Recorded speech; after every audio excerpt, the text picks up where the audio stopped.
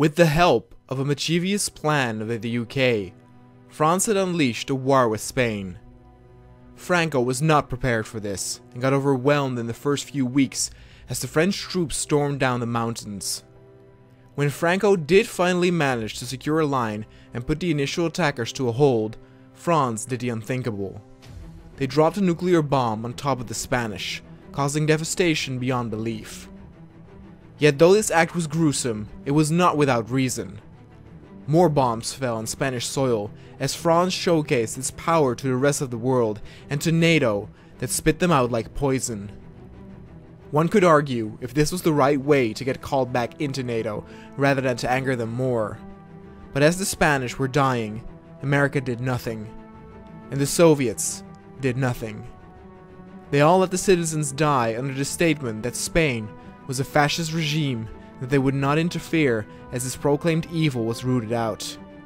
With the break of the UK and France from NATO, paranoia set its roots even more in the minds of men. More advanced radar stations and computing machines were installed to act as countermeasures.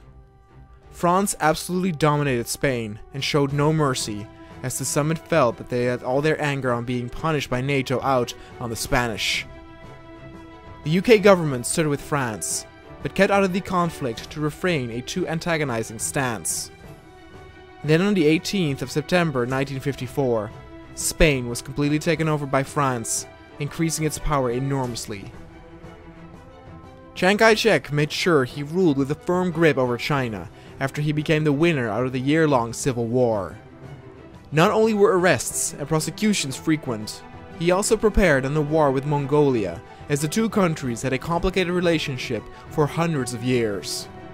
As Khrushchev's government got word of this, preparations in return were made to unleash a war with the Republic of China were they to invade Mongolia.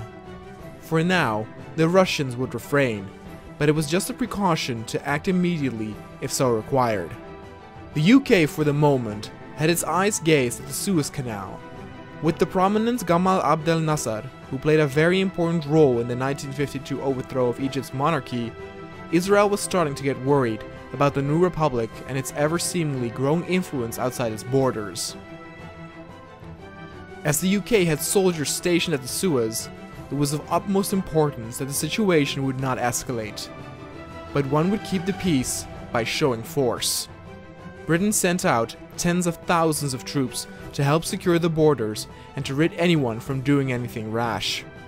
Churchill continued to strengthen its military as he feared that the world was about to plunge itself into darkness once more, with war brewing in Asia, Africa, and possibly Europe as well after just having experienced the destruction of Spain.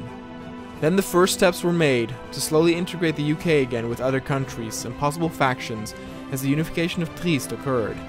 The London Memorandum was signed in London by the UK, the US, Italy, and Yugoslavia about the unification of the Free Territory of Trieste.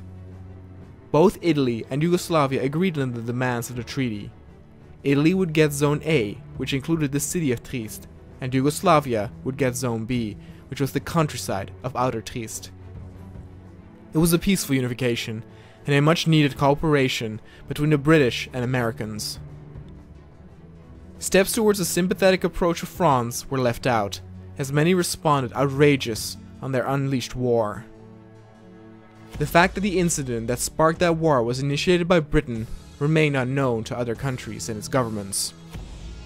But then at the end of the year, France had finally gained some leadway towards cooperation with other countries again. The French Republic established the Pievin Plan, a military cooperation between European countries to share knowledge and experience. As 1954 drew to a close, all seemed well, and America could take a breather, as they did not want to worry about both an angry Soviet Union and French Republic. 1955 sprung with the voice of patriotism, as Churchill strengthened his British government with a campaign titled Our Path. Britain was doing very well, even without the help of NATO, and this earned him much support from the people. Holland, by this time, had turned fully to communism under lead of Louis de Visser. In the months leading up to the shift in government, Holland had received numerous weapons from America that now were sold through to various buyers in other communist countries. In Britain, the next elections were up, and it was once again Attlee trying to regain position, but the claims regarding him and communism by extremists and propaganda did their work in convincing the people to vote for the other elect, Anthony Eden. Churchill's successor Anthony continued the established Our Path campaign before making plans for his own agenda. Then in February of 55, the Republic of China indeed got their wanted war with Mongolia.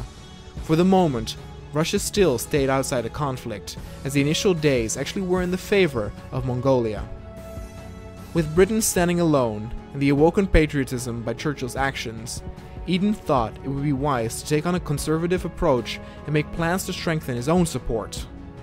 It turned out to be a wise decision by Khrushchev to wait with attacking China, as Chiang Kai-shek did the dirty work for him.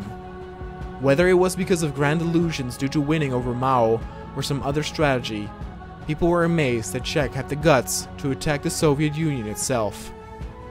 Mongolia was not faring so well anymore, maybe giving Czech the idea that he already could shift his focus towards Khrushchev. As China was Russia's problem, the nearby MacArthur looked the other way as he initiated programs to spread Christianity throughout Japan, a country where less than 1% of the inhabitants were Christian. Other countries like Canada tried to stay out of any conflict as they showcased how proud they were of their own people and their progressive views of liberty. Since China would need some help in the battle against the Russians, Czech hoped that other Asian countries would join his war, but all refrained, leading to Chiang Kai-shek making the radical decision of joining a faction in Africa. In exchange for being granted into the faction and help with the war, China would start financial businesses in the various African countries. As 1955 neared its halfway mark, the war went quite well for China, but Russia was big and much more landmass needed to be conquered first. France was astounded by the decision of China to join a minor faction, but could see some potential in a cooperation with other nations and having China as their ally. As a result, France joined the same faction. The press had some people believe that the rumors about China joining the faction in Africa were untrue. These were believed by many, as it sounded preposterous that an Asian country would join an African faction. With all the warmongering going on overseas, Anthony Eden did all he could to strengthen his political position more, as the moment may soon arrive that Britain was forced into action as well.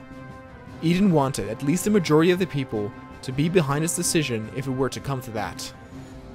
Besides Russia, North Korea was of course also a nation that got involved in the war, as Kim Il-sung's forces managed to head their way into enemy territory by flanking. And America did nothing.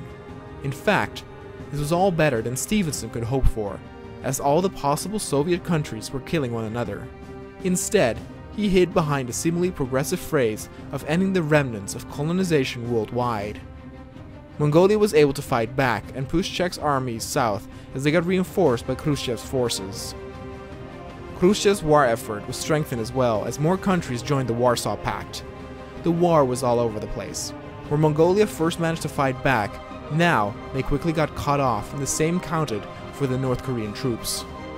But then Britain's gaze returned to Africa, as Egypt had nationalized and forced all British troops to the nearest border to claim the Suez region for themselves. And thus, on the 12th of July 1955, Britain found itself in the state of war with Egypt. Israel had joined the conflict instantly as well, and granted Britain the authority to move troops through their territory to take it back. But Eden was outraged. The audacity that the Egyptians had to forcefully move their troops and take their claimed land needed to be handled and set as an example. Anthony did not simply want to take back the Suez region. He wanted to flatten all of Egypt. And on the 18th of July 1955, Anthony Eden authorized the destruction of Egypt.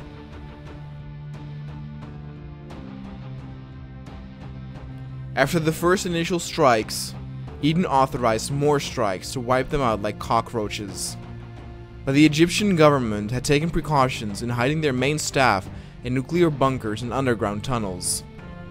Nasser lived, and though his land had taken massive damage, he would not give up without a fight. But it was a fight he could not possibly win, as Britain had an overwhelming amount of nukes at their disposal. When the ash had settled on the soil of Egypt once more, Israeli, French, and British troops headed forward, coming into contact with Egyptian troops who managed to survive the onslaught by hiding in bunkers of their own.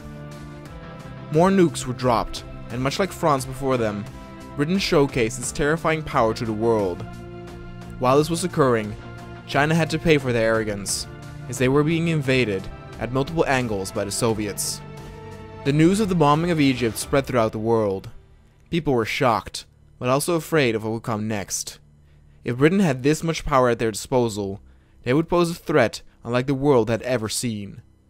World leaders realized they needed to talk with Britain, as their next decision could mean the world's last.